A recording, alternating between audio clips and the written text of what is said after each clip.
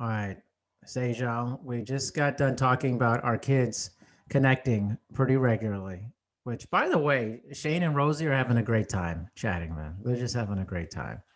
Totally, they So, are. Thank you for having me here. yeah, I no, it's appreciate great. it. What's nice with you is it's somebody that I've had fairly regular communication well before their appearance on the show.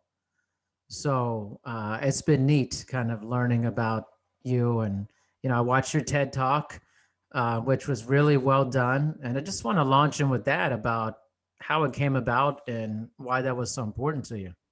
Yeah, no. And by the way, my son is outside. I just had to tell you this because he's sitting out there doing his homework. And I go, guess who I'm talking to today? And he's like, Rosie's Yeah. dad. Shane, what's up, Shane? So he's out there. I'm like, you're always on all my podcasts. Every Yeah, I single love one, his that. name comes up. Yeah. That's great.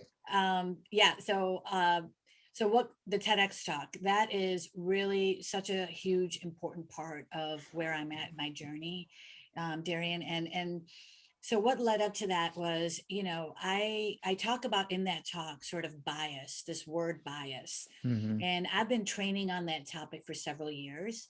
And I realized that there's a lot of work that we need to do in helping people to truly understand what that word means, because I think the word is just become this like negative, it's associated with negative things like racism, sexism, like you're this bad person, when reality it's not that at all. It's just the way that we've defined it. And I think we're all seeing every day we're changing vocabulary now, right? Because we've I just been swear we used to are. this I tell you vocabulary. what, man.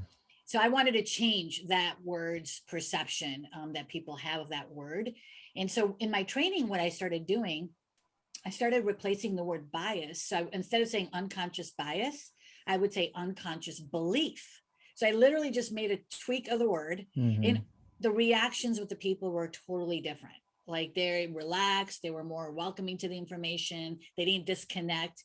And so I started doing that. I'm like, man, we could really make a big impact and really get towards true inclusion if people really understood what bias was, that we all have it, it's normal, and what can we do about it to make sure that it's not impacting our relationships with each other. So that's really what led me to doing that talk. So in the talk, I break it down into three perspectives, right? And so we can go into each one of those, but really it's about looking at bias from the pain perspective, looking at bias, the paradox of bias, and then also talking about the power of that word bias. Mm. And so that's kind of lays the foundation for what I really wanted to accomplish with that talk.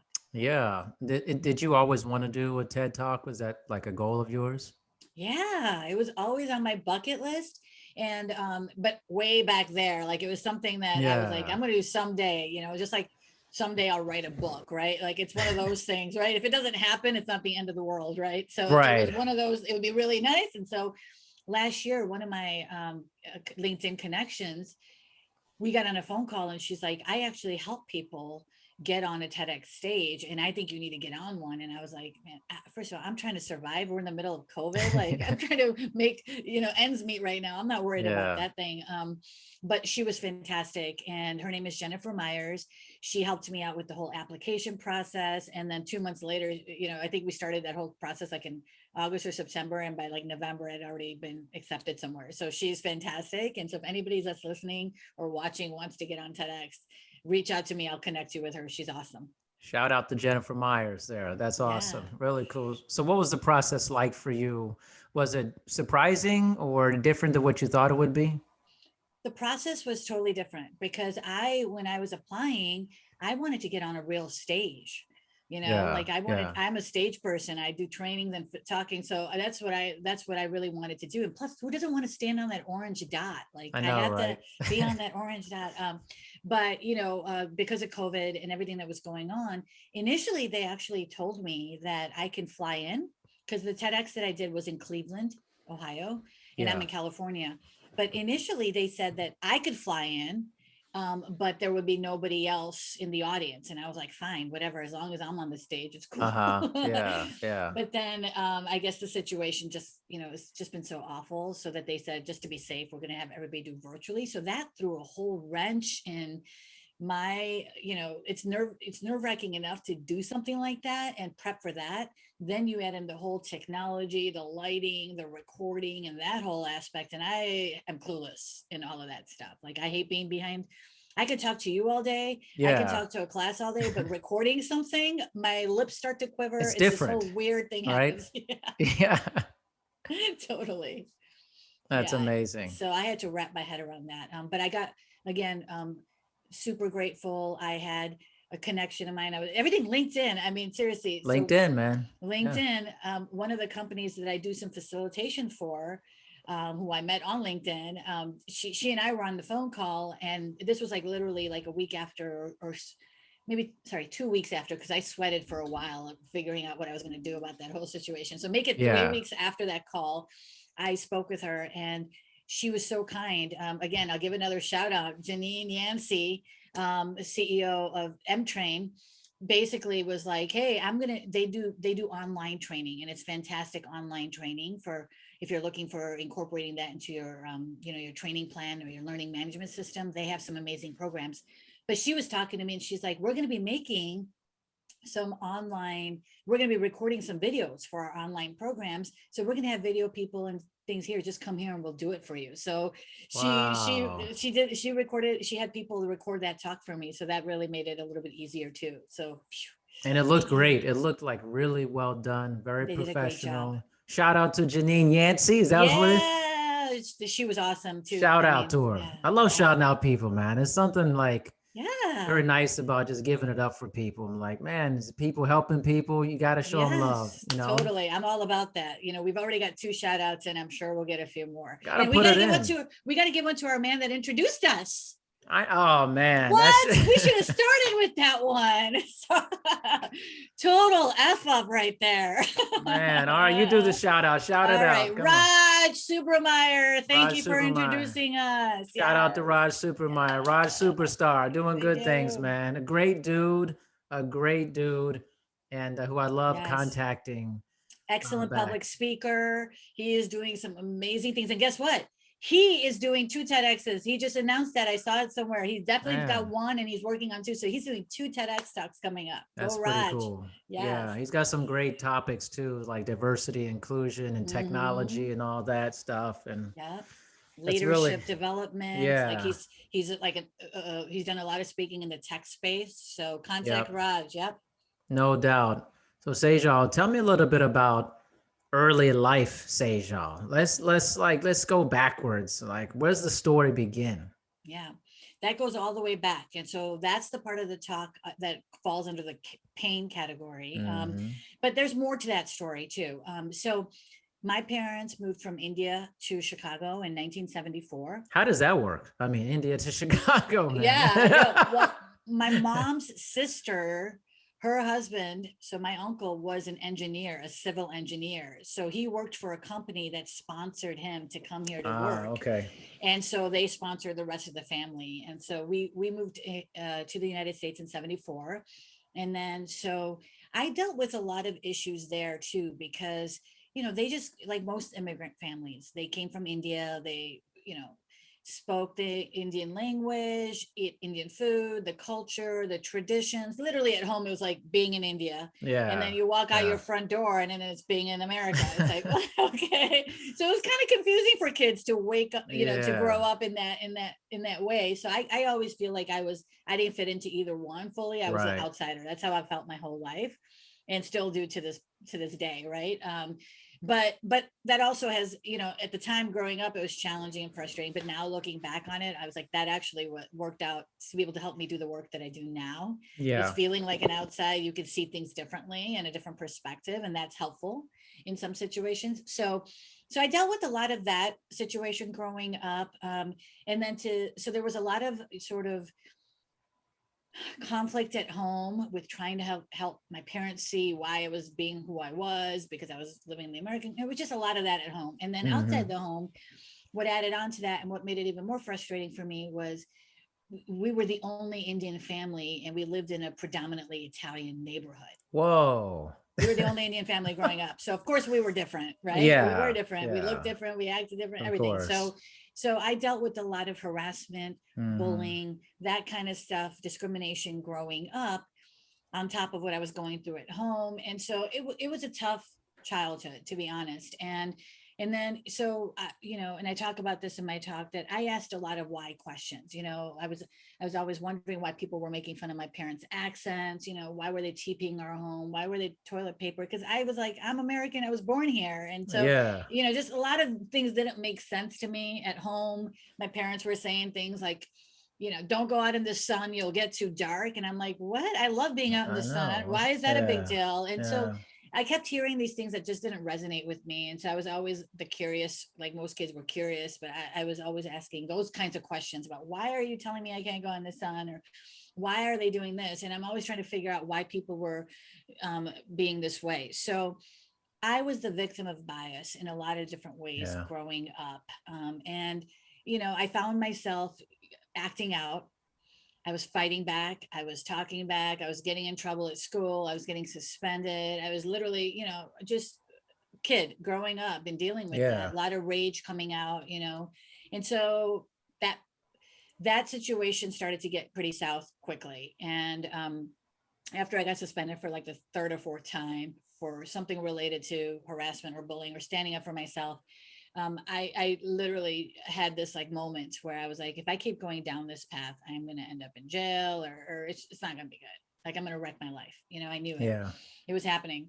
And so I had lots of conversations. I mean, there wasn't a lot of support back then, Darian. There was no one to talk to. Hmm. You don't have anybody at school. You're the Yeah. outsider. You don't have anybody at home. It's not like you could talk to about this stuff, these kinds of I mean, we're struggling with having those conversations right now. It's true. So Right. true. So Yeah. this was years ago. So you can Yeah. imagine it was like you're on your own, and so we've seen things differently than these younger generations that are coming out. And that's a good thing, right? They Yeah. haven't been exposed to all of that, which is good. So when I hear people saying, oh, these younger generations are not, I'm like, yeah, but we need to do the work because we've seen it and we know what the reality is. They don't. So, Yeah. they're not going to tolerate it, but also they may not have the tools to dismantle these systems that we do because we've experienced it. Right. And so Yeah. we're motivated, highly motivated, some of us, to get these changes in place. So yeah, all of that. And then that led me to law school. So I made the decision that I was going to not become a victim of the situation that I was going through. How do I Right. overcome it? So education became critical for me. I threw myself into the books. That was kind of my escape from all of that, and I was like, I'm just going to work hard. I'm going to study and I'm going to just get out of this situation to one way or the other. So that led me to law school because I wanted to advocate. I had the social justice aspects of me because of what I'd gone through. And so law Yeah. school just seemed like a natural fit for me. So Man, that's amazing. You know what? We got to do another shout out. It's coming for my friend Pratiti. I think her last name is like the same as your last name, actually. oh, okay. And she's been on my podcast. She's amazing. She grew up a little bit in India, moved to United States. Mm. And I'm telling you, you're talking to me. I'm like, this sounds just like her story. Like it Well, you got to sounds connect so. us. That's after the show. I'm telling you, I'm gonna connect you guys because Totally. I think you have such a similar kind of growing up story Yeah. and being from that culture and then coming into a different time Oh, yeah. and kind of be a singular kind of isolated feeling and Yes. acting out a little bit. So big shout out for GT. Her episode was awesome. You guys, I'm telling you, I was like, I have to connect. I gotta connect them. This is the shout out show about all this stuff. Yes. Well, that's cool. I like it. Let's We call shout it them that. The out. It's shout a out shout show. out I show love for it. people. So Yes. law Let's keep doing school, that. Yeah. you're doing that. Was it fulfilling getting into that profession when you first started? How'd you feel about it, the whole thing?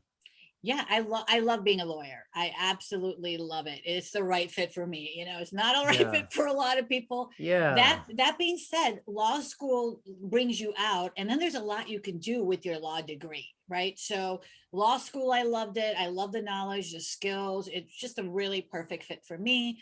But then when I came out of law school, I started off as I did some workers' compensation law for a couple of years, and that definitely didn't feel like the right area for me. But what really opened up my eyes was when I started dealing with workers' compensation cases that had an element of discrimination or retaliation in them. So now I got exposure to some cases where somebody got injured on the job, and then they felt like they were then retaliated against, or then they Yeah. were discriminated against. That started to get my interest going. Now I started feeling the light started come on. And so that helped me transition to doing employment law, which is what I've done the rest of my career, is working on harassment, discrimination, retaliation cases in the workplace. So that's what I've spent most of my career dealing with. For the initial part, I was actually in court. So I was a defense attorney representing managers. So now this is the part of my talk that I talk about the paradox of bias, because I went from being the victim to now, I think most people would imagine that I would have been a lawyer for the people that were on the receiving end of bias, right? I flipped it. I went on the other side, and I was representing management, who was now then being accused of harassing or discriminating other people. So I got to see bias from a whole different perspective that I think most people haven't had an opportunity to see. So that's the part of the story that I talk about, the paradox of bias. And some of that also, the paradox part is also about my dad. So going back to, we didn't complete that conversation about not having support. My dad was literally the only person that I talked to about these situations. He was the closest I got to it. And we didn't have really deep conversations on it. So we weren't like, but he gave me some advice that really has stayed with me in my life. And so that he also helped me see that, look, bias isn't just a one-dimensional thing. It impacts all of us in different ways. And then really saw that come out when I was now defending people in court.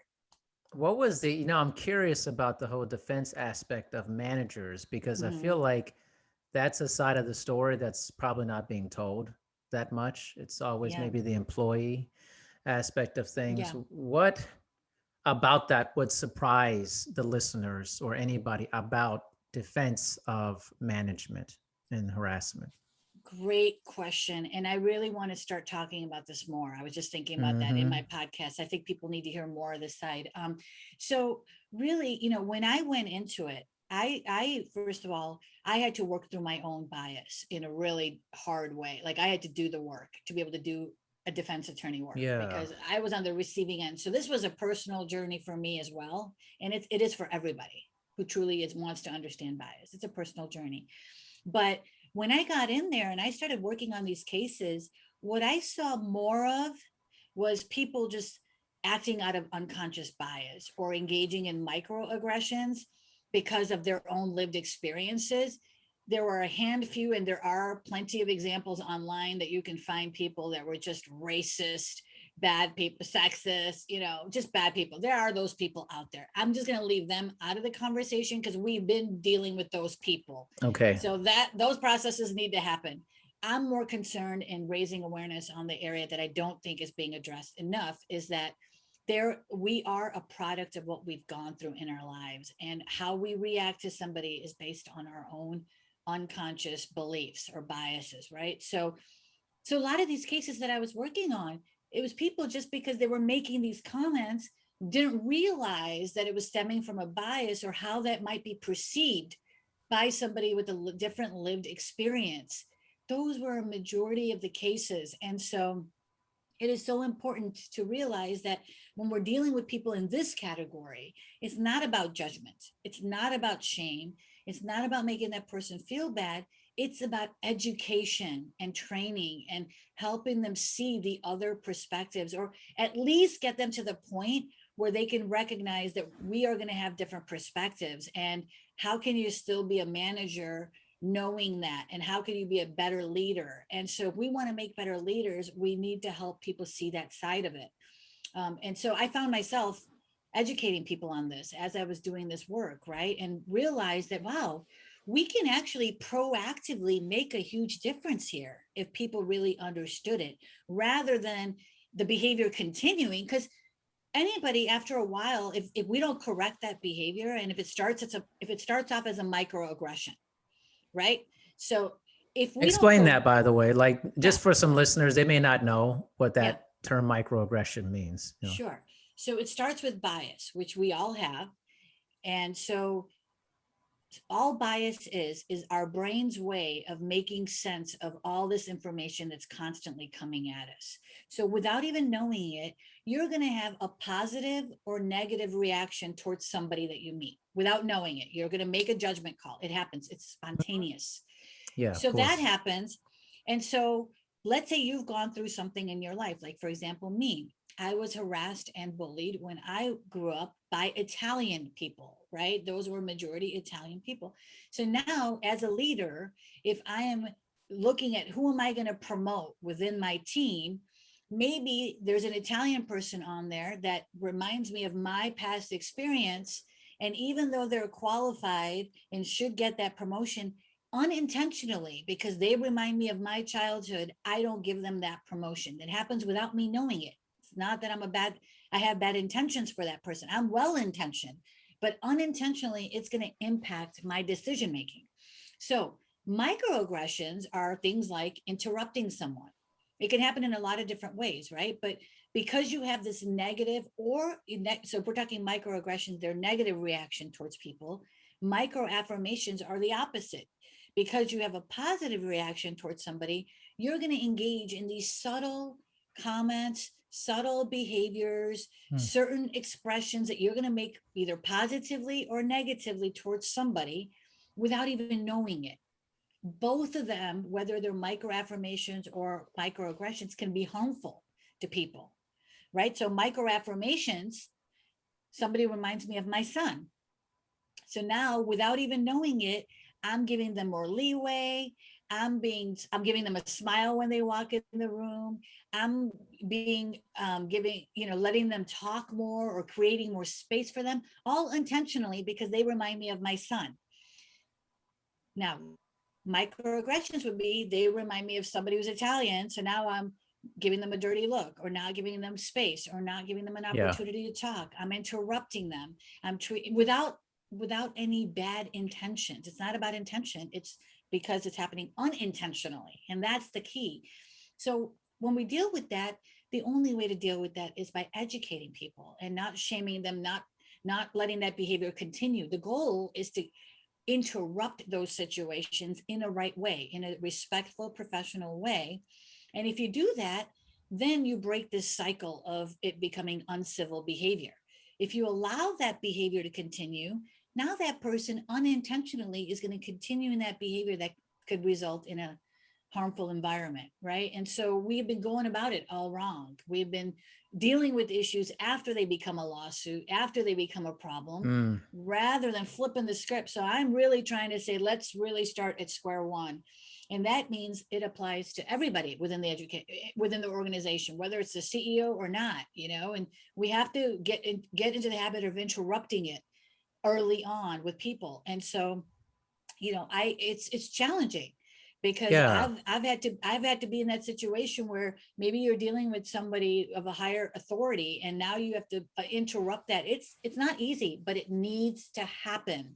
If it doesn't happen in the right way, right? It's not about hammering that person. Again, there's a whole way of doing it. And this is the key. It can be very harmful if you don't do it in the right way, right? It can lead to consequences. So that's why I do the work that I do in my training, is really giving people, and there are simple techniques, simple things that we can manage our bias. And so in my talk, for example, I use a HAT acronym to give 3 simple strategies to help people manage their bias, or at least start to become aware of it, right? And then there's more that you can do, but it's all about education. So let's do an example of maybe the wrong way to go about it and a more positive way to go about it, and from your experience that you've had. Yeah. Okay. So I'll use an example of Zoom meetings. Okay, Right? perfect. We're on Zoom. I We're mean, on it's perfect. Zoom. So perfect example. Perfect example. And everybody's doing Zoom meetings for team meetings, right? So Correct. let's say I am at a Zoom meeting and I notice somebody interrupting you. All right. So I see that this person is interrupting you, but nobody else is they're not interrupting anybody else. So every time Darren starts to talk, it becomes an interruption. Now I noticed that. And so my red flag's going to notice that and so the wrong way to handle that situation would be to jump on top of that person during the meeting and say, you know what, you are being X, Y, and Z. You're being rude, you're being unprofessional, you're being racist, you're being sexist, whatever, because you keep interrupting him. That would be the wrong way to do that, right? Now, I'm talking about interrupting. Okay, so let's make that distinction. Now, if somebody is bullying somebody else, like in a very intentional way, now that requires a different approach. But I just want to make that clear. So we're talking about microaggressions, which is happening from unconscious bias. Okay, so that would be the wrong way to do it. Now, the right way to do it would be there's a lot of different options of how you can handle that, right? If there is safety within the group, if we all trust each other, we have that kind of relationship, I might say something like, hey, I would love to see what he has to say. I value his opinion. Let's let him finish. And I might just say it just like that, because then I'm also being a role model for everybody else in that team to see that, hey, we need to make sure that we're vigilant. We want to make sure that he feels included in this conversation. So we want to create that safety.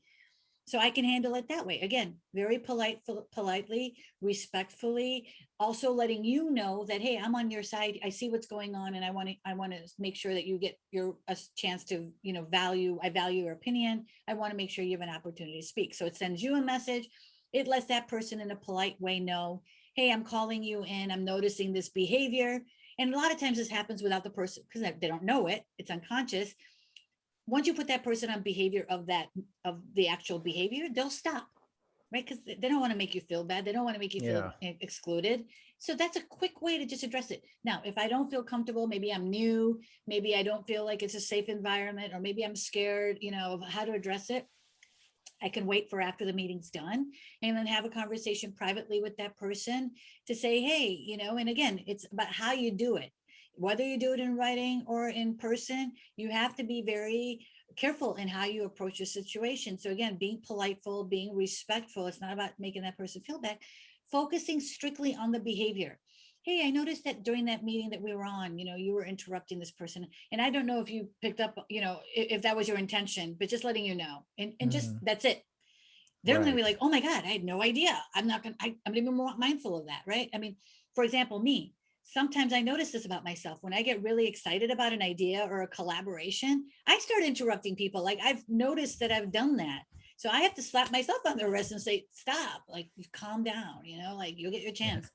So we all have these issues. It's not, but sometimes we don't realize that we're doing it, and we need someone to tell us and remind us that it's happening, especially when it can make somebody feel excluded, right? We don't want people on our team to feel like they're excluded. Now, so I could do it outside with that person and have a conversation with them. Again, how you do it. And if I'm still not comfortable, and it's now I have to use my discretion. Is this something that I want to raise with somebody else or talk to with somebody else? So you want to make sure there's someone and it's not about getting this person in trouble or getting them fired. It's like, I just want to have a conversation with somebody. Hey, I felt it made me feel uncomfortable. How do you think I should have a space where people could talk about these issues, right? So it might just be talking about it with somebody and figuring, and that might make me feel better and say, okay, I'll just see what's the best way. Maybe I'm going to monitor the situation. Maybe I might check in with you to say, hey, I noticed this. Is there, so it's just about figuring out, and every situation is different too. So those are some ways you can handle it. Yeah. Oh, it's great. I always feel like a lot of what we see is aggression against aggression. Yeah. So, you kind of the loudest voice or the squeakiest wheel gets a lot of the attention. And so what we see, at least from my perspective, is a lot of like bashing other people. So if somebody's doing something wrong, with just like, it's like you see it's like at a rally or something, you see two people just yelling at each other and like, what do you think's going to happen from that? Like nothing happens from that. Nobody's listening to each other. No. But then on the other side, I'm curious in your opinion about this, is maybe the other extreme is where it's like we are so focused on the language of something that it becomes so politically correct that people Yeah. feel like they can't speak because they're so Right. worried about the outcome of their words, type of thing, you Yes, know? I know. It's here's my approach. Here's what I think will work. And that's just my 2 cents. Take it for what it's worth. But this is what I see working in my little world. But it's what we want to do is create spaces where people can listen, can hear other people's perspectives, listen, and be able to share their own perspective without being judged for it. That's what we're trying to strive for, is that, and simply just the starting point is, let's just have more of these conversations like you and I are doing, to hear each other's perspective. That's just a simple start, because bias comes from our limited perspectives from our Mm, own lives, yes. right? So a simple Yes. thing that we all do is just start listening to each other. And so creating spaces where we say, okay, you know what, simple thing like, let's do a check-in. Let's do a check-in on a scale of 1 to 10. Where are you at? And then just allowing that person an opportunity to speak, right, about their perspectives. And then everybody listen. And now go around, and you'll be surprised at what people volunteer, what they share. And as we start to open up our perspectives, right, we start to see that, whoa, we actually have a lot in common. Here I was thinking I was all alone in what I've gone through. And now I get in a room with people that have gone and felt like, when I talk to people that have felt excluded, which is every single one of us, but I hear their stories of exclusion, I feel a bond with that person because I've gone through that. You know, I don't look at it like who's worse than who. We've all gone through it differently. I feel an immediate bond towards somebody, like my heart starts to feel it. You know, that's what we want, is more of that heart connection, right? And so by creating these spaces, it's simple. I think like you said, we get so hung up on the words, we get so caught up on making it so complicated. It doesn't have to be. And so, like, one of the things I talk about in my TEDx talk, right, is take action. Golden rule versus the platinum rule, right? We've grown up with the golden rule of treat others in the way that you want to be treated. That's not the way we want to do it, because the way I want to be treated may not be the same way you want to be treated. How you want to be treated is based on your lived experiences, Yes. right? It's more about treat people, which I call, it's the platinum rule, is treat people in the way that they want to be treated. And the only way you can do that is by getting to know them. Exactly. I think that's what's there's always these two sides. It's like, what we're doing is what you're, I think, aspiring to do, is having a meaningful conversation with another Yes. person, understanding where they come from, how they grew up, where they're at now, their experiences. But the other kind of insidious side of it is, we have this great technology, and people often use it to have Yes. this one-way communication where they say something they probably would never say to the person's face. Yes. And then it stokes this, you don't know what the reasoning is the person saying it because they want to get more attention, more people to read it. There's this weird psychology. But if you're in front of somebody and somebody said something really outrageous, they would see your face. They'd be like, Mm-hmm. what? And it's more Yes. difficult to run this line of thought of like really outrageous behavior, extremist ideas, when you feel the tension and the pain in the person in front of you, Mm-hmm. and they're bad. I love what you said. Your bias, it's a limited experience. It's based off Yes. your limit. That, I don't think I've heard it put that way, but that's such a home run in saying it that way. But that's the truth, right? I Yeah, mean, what we've gone through determines our view of how we interpret correct. things, what we see. And so if we just start expanding that view, and Hmm. just, I mean, the difference between and so I want to clarify this too. The difference between conscious bias and unconscious bias, right? There's a huge difference. And how you deal with those two situations is different. But if you think about it, just if you take all the biology and all of that psychobabble stuff out of the picture, it's really a matter of speed. Your unconscious bias operates at the speed of light, versus our conscious bias, which is a matter of we are intentionally now deciding to take certain actions. So going from unconscious to conscious is slowing the thinking process down. So these automatic judgments happen so quickly that if I see somebody and they remind me of something that I've gone through, it's going to have a snap judgment about that person. We want to slow down our reaction time to say, okay, that initial judgment I had is based on my experiences, which are valid, which is my life, which is what I've gone through. But now I'm acting today. Is my action right now in line with that judgment that I'm making? And the scary part is most of the time it's not, because that judgment is based on something you went through years ago.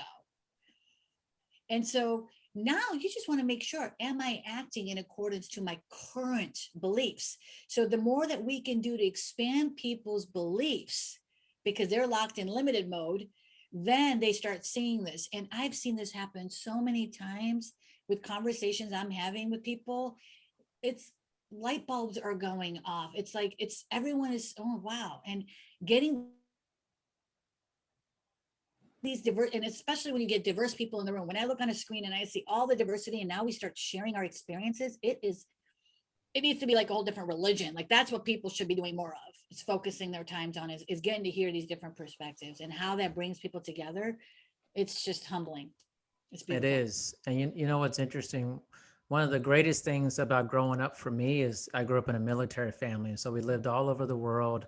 And I always met people who didn't look like me and shared different experiences, different customs and cultures. And I feel like it really affected me as an adult, because it wasn't like I grew up somewhere. I'm not saying this is bad. I'm just saying it's not like I grew up in the same town It's true. and I saw the same people and I had the same friends. Like there's a positive to that. I just never had it growing up. But I also, it expanded my worldview. I knew by the time I was in college, I had met almost any type of person that has ever existed on the planet.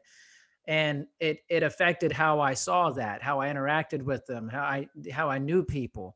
And I think that's one of the better things. You got to put yourself out there, talk to people who don't look like you, who don't think like you, who are in different parts of the world. I know, in the pandemic and stuff, but as we come out of this and stuff, I'm telling you, see other places, talk to other people, even in the United States. Just go to different parts of the United States. It might as well be a different country. Different parts. It's so eclectic and diverse in the United States. You could travel just across the United States and gain a tremendous amount of insight into bias, conscious and unconscious. And just sit down with somebody, the whole thing, you break bread with somebody, that whole term. Yeah. That's so true.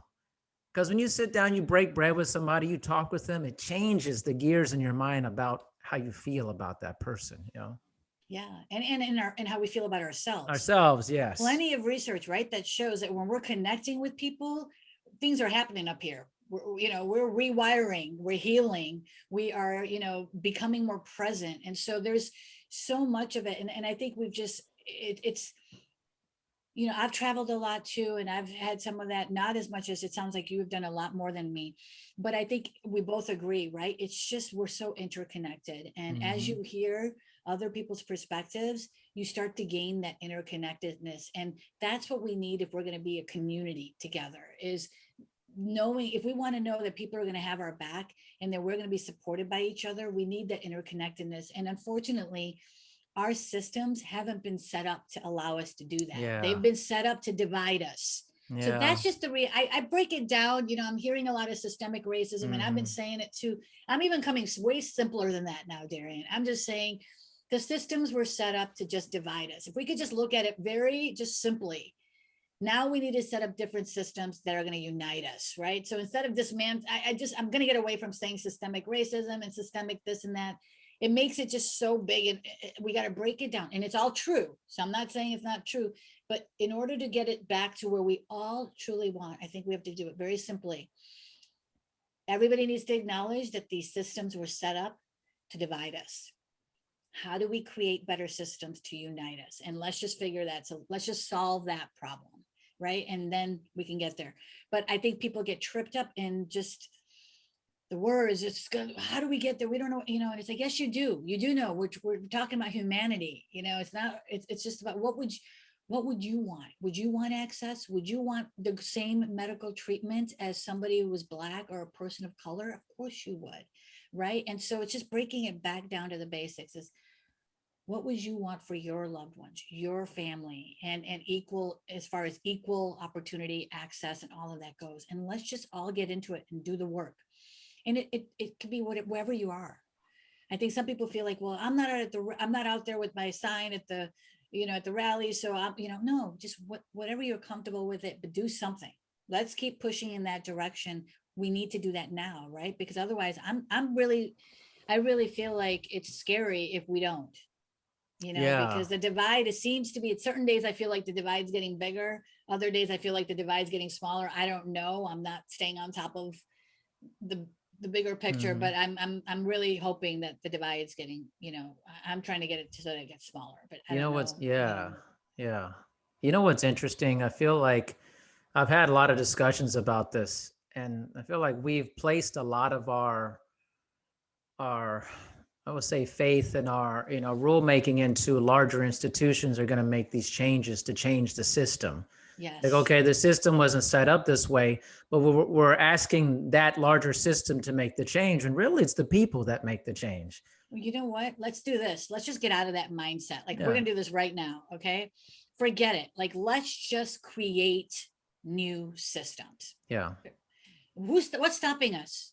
I mean, what's stopping right, us from going out there and creating better products with unbiased AI? Who's stopping us from doing that? yeah, The systems, if these people, if the companies that are there don't correct their systems or don't dismantle their systems, they're not going to make it. They agreed. might be the big systems right now, they will Yeah, crumble. So let's just create bigger, better systems, and do it, and put the resources behind it. And I'm really like excited. I joined a venture studio. Shout out time, right? So shout out, give another shout out shout out. time. All right. Mark McNally, the CEO of Mark Nobody McNally. Studios. Yes, shout out time. So he's the CEO of Nobody Studios, and I just recently joined as their chief culture officer. But they're a venture studio. And, one of the things, as that I'm really passionate about, because I'm not leaving my passion. And so, as we were talking about me joining their company, I'm doing it like on a sort of a fractional basis right Yeah, now. Was I don't want to give up my passion right now. So, am I going to have to stop talking about the things I'm talking about and what I'm out there wanting to accomplish? Because then no, he's like, no, I just want you to come in here and walk the talk. I was like, perfect. I will do that. Right. But it's he's all about, let's create better products. Let's create systems, new products that can trip, that are, if the companies that are right here that are doing it right now are not checking their AI, let's say, for example, for bias, let's create products that do check it and put that out there. And what do you think is going to survive? We just talked about it, right? I mean, it's diversity is here to stay. Globalization most is here to definitely. stay. I mean, if you look at just the research, the statistics, if these new products and companies don't cater and don't make sure their AI is unbiased, or they're taking into account the needs and wants of their customers and their employees who are all diverse, they're not going to make it. Yeah. How can they? No, because the world is changing. And this kind of brings up a little bit of point of there's kind of two sides to whole, people say cancel culture, the whole thing like that now. There's kind of two Mm, sides to it. There's the side that I think some people go into, like what's too aggressive, and you got to have allow people to grow and stuff. On the other side of it, if you look on both sides of it, it's it's kind of an objective to try to correct things and say, hey, we're no longer going to be using these old systems, so you need to start moving towards newer systems. It's because we're not going to allow this behavior anymore. exactly. And Yeah. so it's how you wield that. There's some finesse in that. Sometimes you jump too far into the ocean. It's like, hey, we should have just paddled a little closer to the boat on this, not so far Yeah. initially. But the idea, I understand the idea that you can't allow people to continue to have this poor behavior in whatever form that means. Yes. We got to move forward, and this old way of thinking cannot survive anymore. It won't. You know, It's two things I want to say about what you just said that are just resonate with me. Is one, we are not trying to change people's perspectives. That's not what we're doing. That's why I really make it clear, and that's why I approach my work the way I do, is civility. We can change behavior, right? So if we're at, for if we just focus in on the work environment, right? I start at work, and hopefully that happens everywhere. But at work, we can say, we are going to treat everybody with dignity and respect.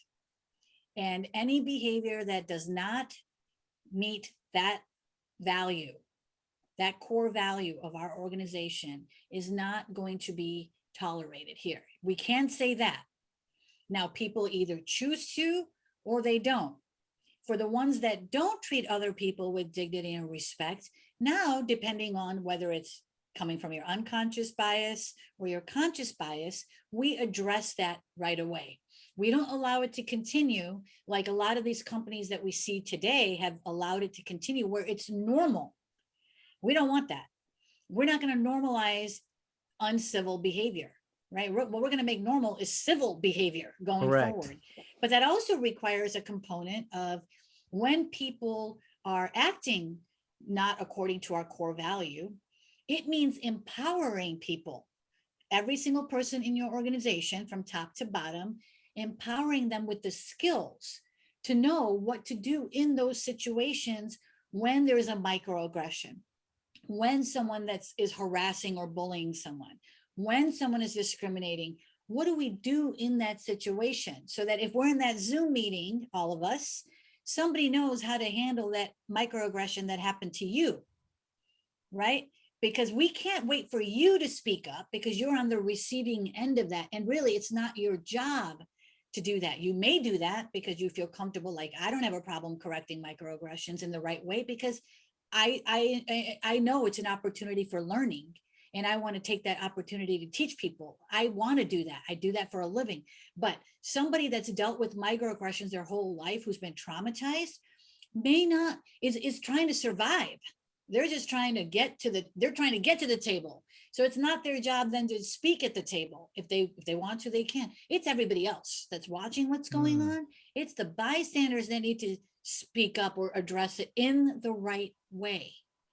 Yes, that's so Right? powerful, because I think in the past we've seen a lot of, like, somebody watching the car crash. They come out there, everybody watches it, they saw it, or they experienced somebody being talked to poorly, or they were, racial slurs and stuff, and they didn't say anything. They didn't do anything about it. And that's the thing I think is being kind of pushed out of society. And I was like, hey man, you can't just allow that stuff to be said to other people. Like, we have to have some level of the right way of intervening. Yeah.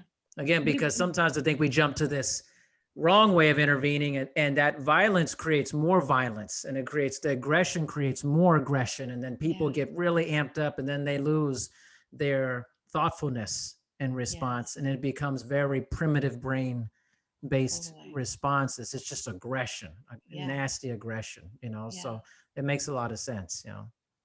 And the opposite of that is really harmful too, not doing anything. Yes. So you can go on one side and be too aggressive, or you could just do nothing. And that's also very harmful. We can't not do anything in those situations. We've done that for too long, and we just can't do that anymore.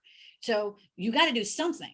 Now, what that something is, there's options, but we can't have you say, I'm not going to do anything when someone is discriminating against somebody. Yeah. We cannot allow that. Even microaggressions, we need to handle those in the right way.